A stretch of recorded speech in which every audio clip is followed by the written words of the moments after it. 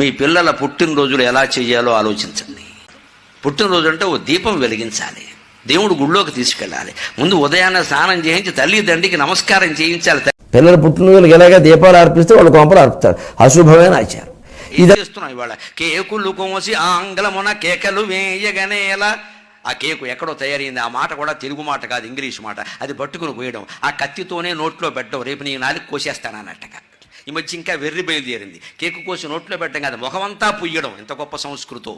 అర్ధరాత్రి వేళ ముఖమంతా పుయ్యడం దెయ్యాల్లా. ఆ తర్వాత వెళ్ళి వాడు స్నానం చేయడం. ఈ జన్మ వదలదు. అదేనా సున్నిపిండా నలుగుపిండా నువ్వు నూనె. ఈ కేకులు కోసి వెంటనే హ్యాపీ బర్త్డే టు యూ. సిగ్గు లేదా ఈ మాటలు మాట్లాడడానికి? పుట్టినరోజు శుభాకాంక్షలు అని చెప్పలేమా? పుట్టినరోజు జేజీలు అని చెప్పలేమా? జన్మదిన శుభాకాంక్షలు అని చెప్పలేమా? ఈ టూ యూ ఏమిటండి? దానికి మళ్ళీ వీడు అండ ఒక పాట రికార్డు నొక్కుతాడు, అక్కడ వీడు ఎగురుతాడు ఇక్కడ కోతిలాగా.